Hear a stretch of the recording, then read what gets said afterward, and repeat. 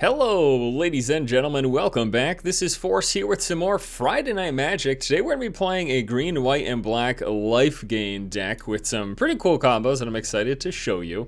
This opening hand is okay. Simply because we have the Cultivate, I will actually keep it. We've got the Cultivate, and then we've got some early drops like the Elvish Visionary, as well as the Wayfinder. So that makes me happy. We do have two tap lands, although actually that we just get a Plains. So next turn we could Visionary, but I might just play the other tap land, this Guildgate, so that the turn after I can play the Plains and play the Cultivate, guaranteed.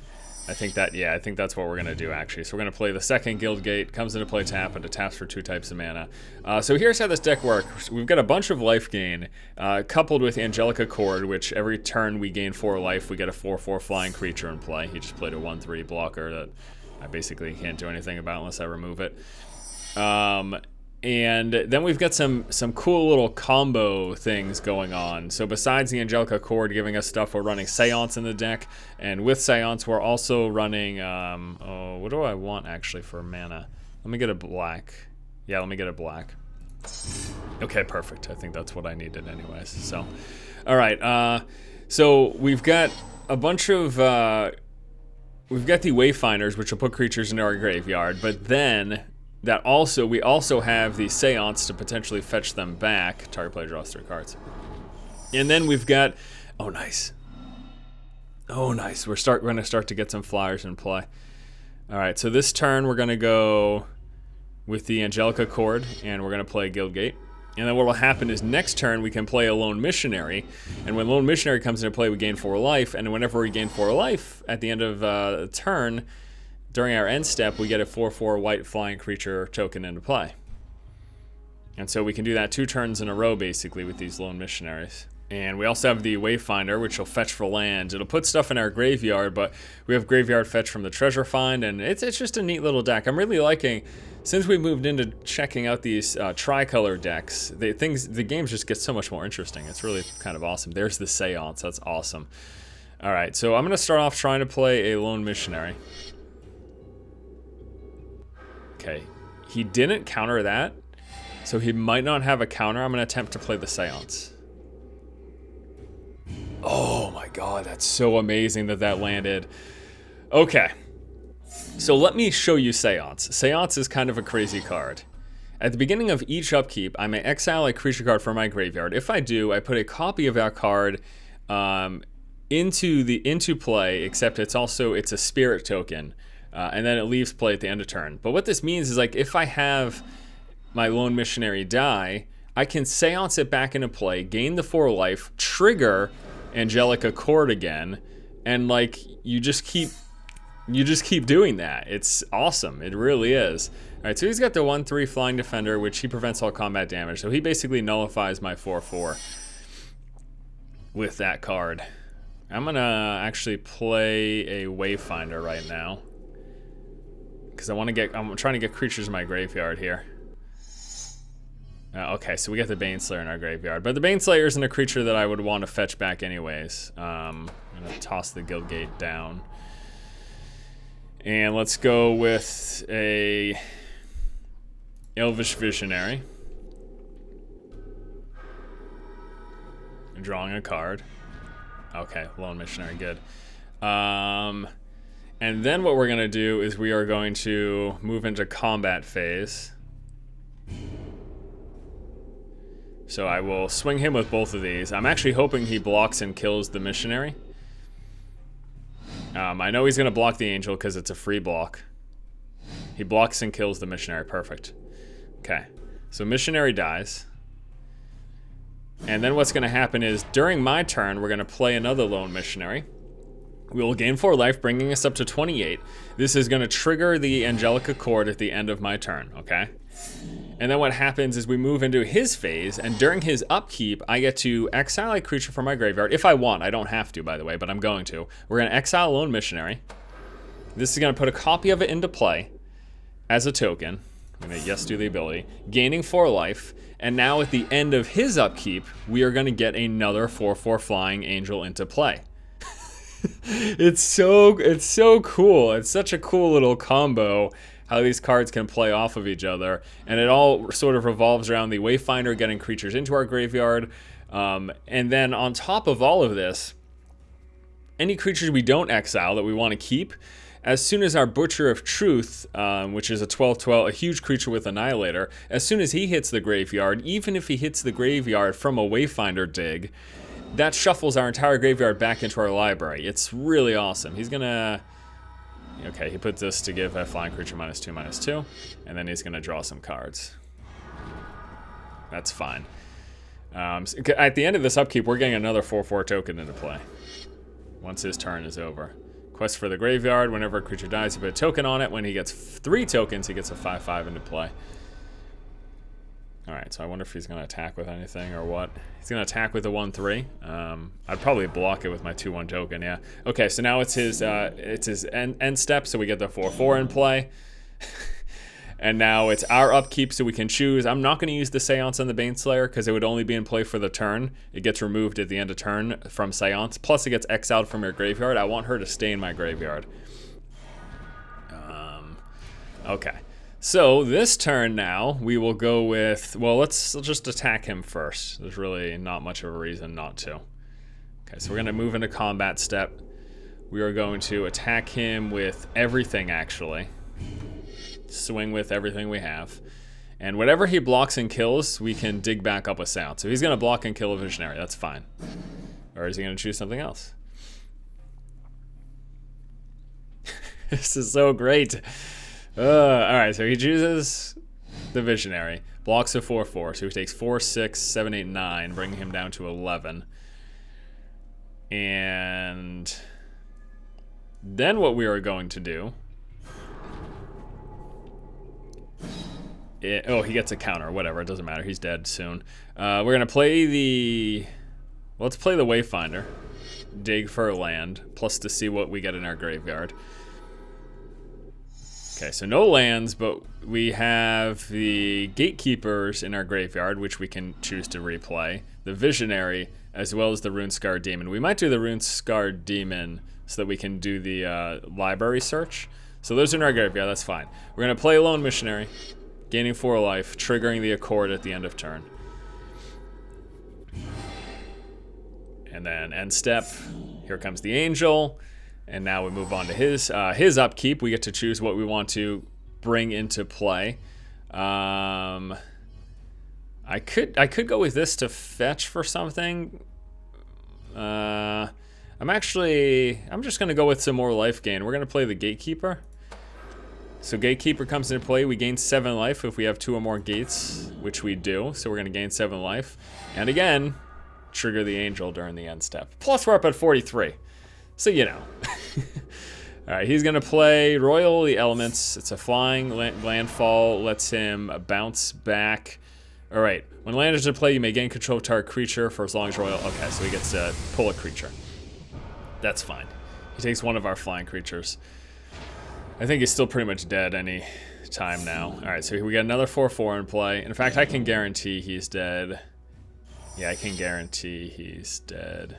We're going to put a copy of Runescarred Demon into play. Now, he might have been guaranteed dead anyways, but...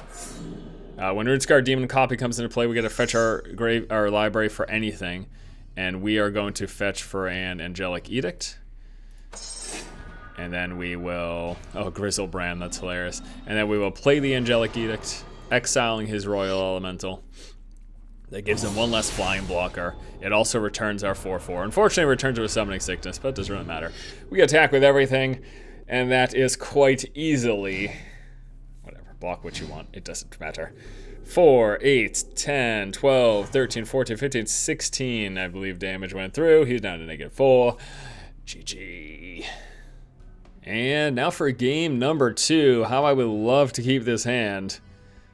Well, actually I wouldn't. Even if I had lands, there's so many high casts in here. It wouldn't even be worth it. This is okay just because of the land distribution. Not much else I really like about it, but we're just going to go ahead and keep it anyways. I don't want to go down to 6. Plus, the lands that we're sitting on look pretty good, so Start off with a couple of guild gates. We've got the Lone Missionary. As you've seen, though, in that first game, that's really nothing we want to play until we have an Angelica Chord in play. And you know what's even funnier? There are 3 Angelica Chords in this deck. So if we get more of one of those in play, and then we start triggering all that life gain stuff, it can get pretty ridiculous pretty fast, yeah. Yeah, kind of can. I mean, every turn you gain 4 life, you get 2 or 3 4/4 flyers in play. Kind of insane. So we don't actually have many. We don't have much going on right now. Like, we don't have many plays. Our only real play is probably going to be the Wayfinder anytime soon.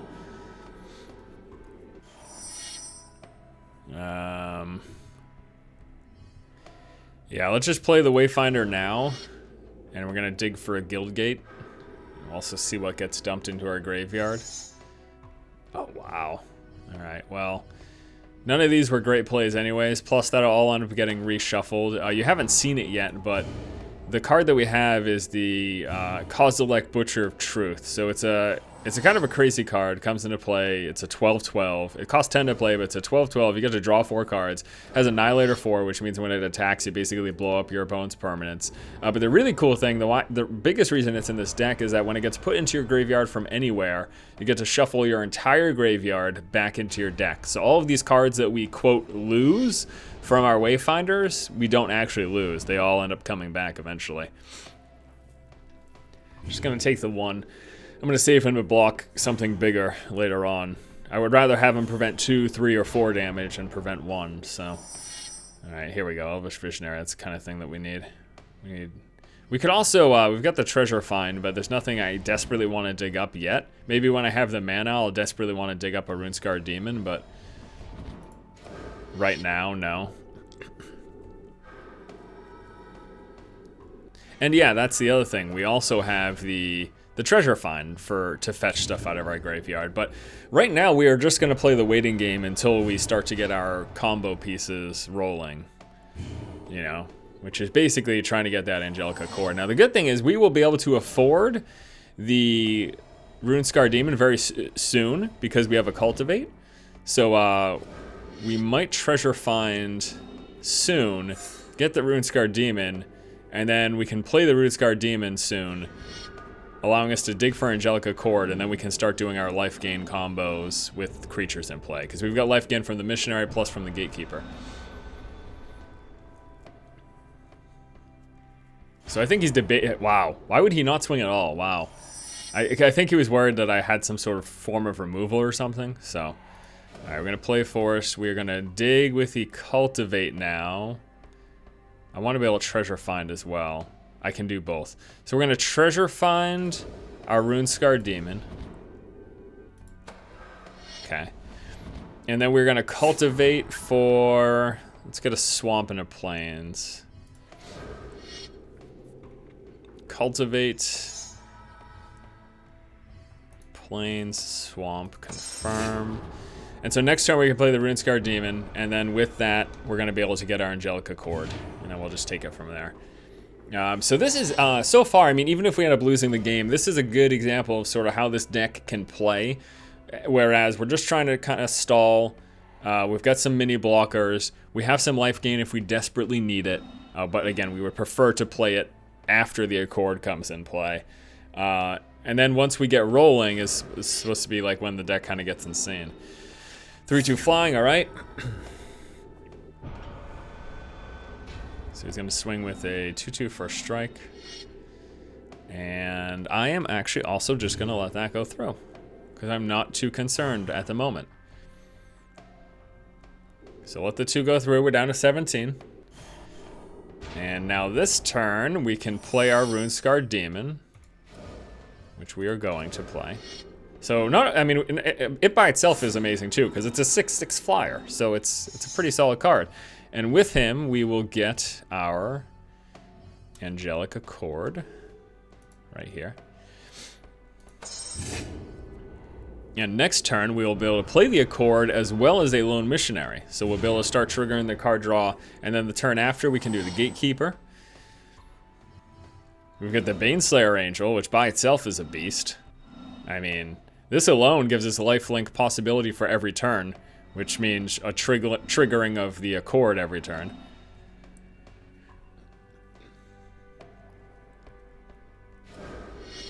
Now, because he's running blue-white, he might have removal or bounce, things like that. I actually hope he bounces the Runescarred Demon, because that would mean...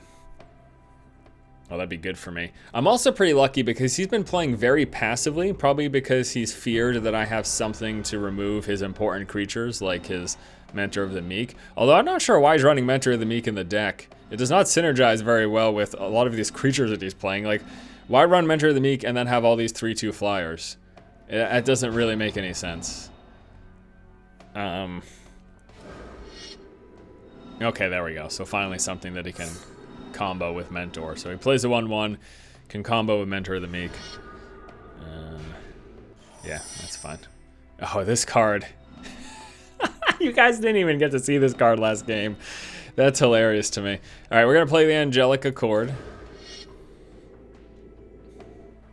And we are going to play the Lone Missionary. I'm going to show you the Obelisk in 1 second. It's a riot and a half. With everything we've talked about, I almost completely forgot the Obelisk was even in the deck. And you know what? Yeah, actually I'm not going to attack yet. This is going to be a long-ass game, most likely. Because he's been playing passively, and now at this point, I can't really... well, I can start swinging next turn, actually. Yeah, because I almost prefer that he goes in my graveyard eventually. Gets another Mentor of the Meek trigger. Gosh. At this point, I almost consider Planar Cleansing, just because I have a hand and he basically doesn't. And if I Planar Cleansing, yes, I lose my Accord and stuff, but I can get that stuff back. Oh my gosh. I'm really... if I can get a Planar Cleansing, I might do it. So let me show you the Obelisk. This card's ridiculous. Look at this. It's cost 6 to play, which is why it's kind of but when it comes into play, tap 2, gain 5 life, draw a card, discard a card, target creature gets -2/-2, deals 3. Like, the card is insane. Now, the question is, what do I want to do? Do I want a Baneslayer? Do I want a Gatekeeper to get another 4/4 flyer in play? I think I'll probably win with the flyers.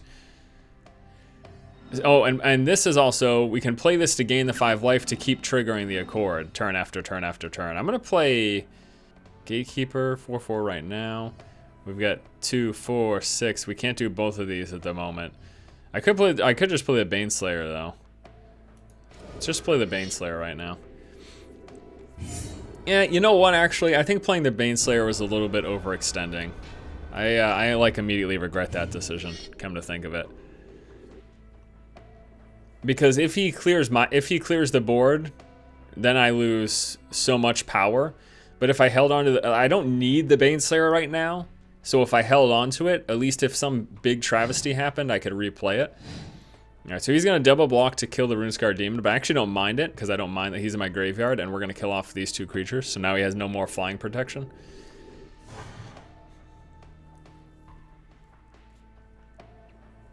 So that's actually fine with me.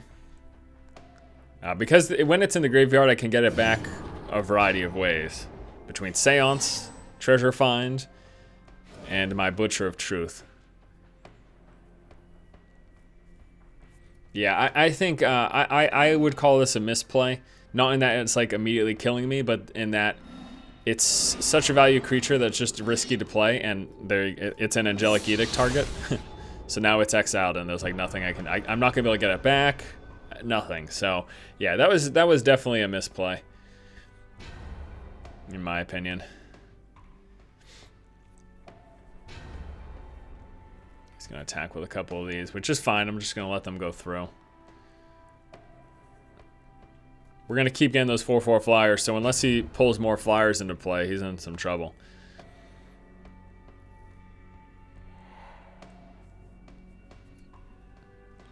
And he's gonna draw a card, because whenever you attack with 2 or more creatures, he gets to draw a card. Whenever he attacks with 2 or more, and that is irregardless of any blocking that I might do. As soon as he declares more than 2 attackers, he draws. So it's not like if I block 2 of them, he doesn't get to draw anymore. No, it's not how it works.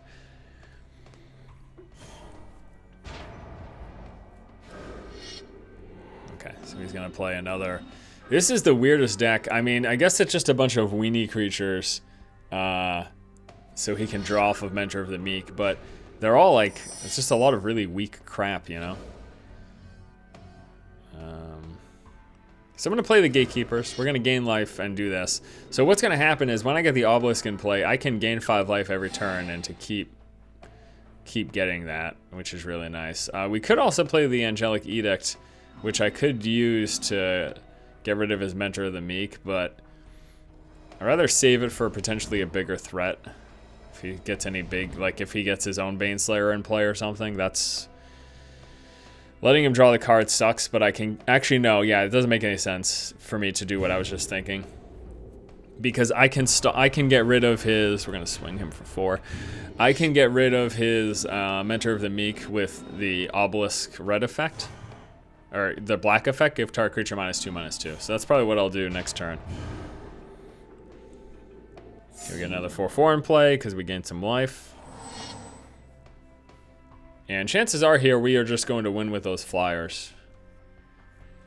In fact, next turn we swing for 8 and then we can do 9, 10, 11. Or no, but we can do 12 next turn. If he doesn't kill off one of my flyers or if he doesn't get a flyer in play, we can win next turn with the green effect, giving a creature +4/+4. Because we've got 8 plus 4 more will be 12.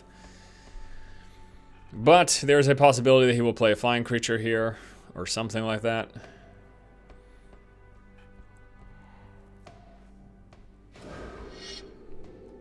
Nope. Biden of Thassa. That is not a flying creature. He is, however, gonna draw a bunch of cards. Well, actually, depending on how many creatures he attacks with, we could stop him from drawing anything. Just those 2? Okay. So he gets to draw 1 off of this, but we're gonna stop him from drawing anything off of that by blocking with these guys. Biden of Thassa lets him draw a card for each creature that deals combat damage to me. Alright, so we win right here. We've got the mana. Oh, Grizzlebrand. I would love to play this just because it's hilarious, but we have a victory here, so I should just do that. Actually, what am I thinking? We can't even... I'm a dope. I am truly a dope. I am truly a dope. Whatever. I'm thinking this whole time. Oh yeah, we'll just do the green effect. It's like, Dennis, you can't tap for green mana. You have no green mana in your deck. Oh, excuse me. Oh my god, I'm such a fucking idiot. I'm the biggest idiot. I'm the biggest idiot in the world. Oh, shout for misplays. Shout for misplays. Misplays galore. I do have green mana. I just tapped out of it when I played the Obelisk because I didn't select my mana properly. I miss lethal. You know how people, you know how you can like shout, miss lethal, I missed lethal. I just missed lethal. What just happened was I just missed lethal. Whenever enchanted creature attacks, put a 1/1 counter on it. Okay. I just missed lethal. Oh my god, oh my god. Oh my god. I cannot believe that. That is the most ridiculous thing. What am I doing? Why am I not paying attention? These are all questions that should go through your mind. I missed lethal. I should have just played the Grizzlebrand, because at least that would have been cool, because Grizzlebrand's a beast and the most ridiculous card in the world. Alright, I missed lethal. That is so funny. That is so absurdly funny. Oh my gosh. Well, I'm not gonna miss lethal this time. I'm not gonna miss lethal this time. Alright, well, it was a little sloppy ending, but we end Friday Night Magic nonetheless with a victory. I don't even know what to say. There's nothing to say. I'm an idiot. Alright, we got 4 lone missionaries, part of our life gain combo wombo. The Seance, just a single one of these, but with card draw and with the graveyard fetch and all that stuff, you can reasonably get Seance. I've gotten Seance in a good chunk of the games. I'd say at least 70%. I managed to let that hit play. Angelica Chord, this is really sort of the focal point of the deck. The driving force of a majority of the creatures that you're likely to win the game with, and then all the life gain that we have. The Baneslayer Angel, don't overextend and play this if it's not necessary. Lesson learned. Force 2 Angelic Edict for target removal, Planar Cleansing, 2 of these for mass removal. And you might wonder, why would you want a Planar Cleansing when you've got all these permanents in play that are really good? Well, because all of that stuff comes back with our Graveyard Shuffler, which I'll show you in just 1 minute. Runescar Demon, letting you search for whatever you want when it comes into play, so letting you pick up those extra pieces of the combo you might need. Also, Grizzlebrand, letting you search for your entire library pretty much. This card is ridiculous. When it hits play and you can get going with it, it's absolutely, especially with all the life gain in this deck. This thing is an absolute beast. Now we've got some of our filter and card draw stuff. So we've got the Elvish Visionary for card draw, the Wayfinder for getting lands in your hand and into play early, but then also getting stuff in your graveyard that you can Seance or fetch back with Treasure Find.